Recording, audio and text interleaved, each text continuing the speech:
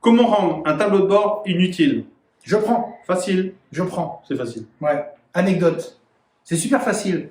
Un tableau de bord inutile, c'est que personne n'utilise et quelqu'un travaille dessus pour rien. Je vous donne l'anecdote.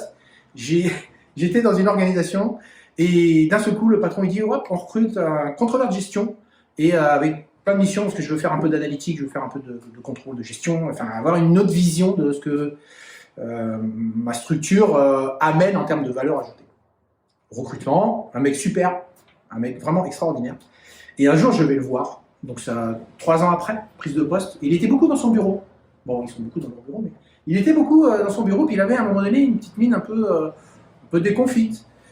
Donc je vais le voir, je lui dis ah, salut, t'as la pêche, tu bosses sur quoi? Et il me dit bah je fais les tableaux de bord de merde. De merde. Attends, ça fait 3 ans que t'es là, t'es déjà dans la gadoue, c'est bon. Alors je dis bah ferme la porte, dis-moi si t'arrives.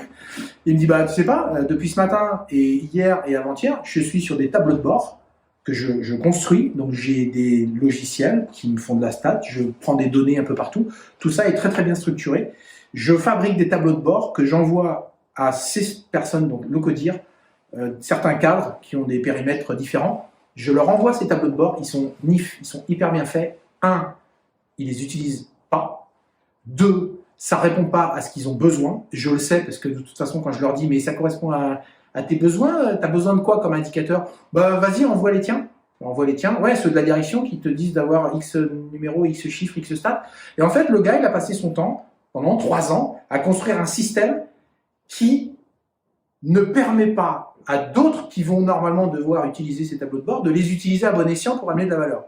Et donc en fait, le mec, à un moment donné, il se rend compte qu'il est en train de peindre un mur en noir, alors que de l'autre côté, les gens ne veulent pas de la peinture noire, ils veulent du blanc, et en plus de ça, quand ils ont du blanc, ils veulent qu'une partie du blanc. Et lui, il fait un truc énorme, qui sert strictement à rien. Le pire dans tout ça, c'est qu'il le sait, et qu'il l'assume. Enfin, non, c'est pas qu'il l'assume, c'est qu'il vit avec, et qu'il a un petit peu pas le choix. Il a essayé de le dire au codir, il a essayé de le dire à des cadres, il a essayé d'en parler un petit peu à son responsable, qui lui ont dit non, non, c'est top, tes tableaux de bord, ils sont beaux, continue. Bon, il est parti, hein. Il a donné sa dème.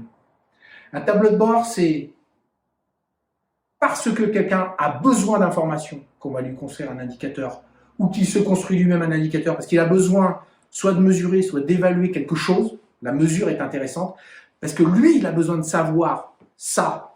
Et s'il le sait, il va être meilleur dans son job. Et avec plusieurs types d'indicateurs qui sont nécessaires, à un moment donné, on va construire le tableau de bord. Je vais prendre une image très simple autour de ce que tu dis. Nos indicateurs sont comme un thermostat.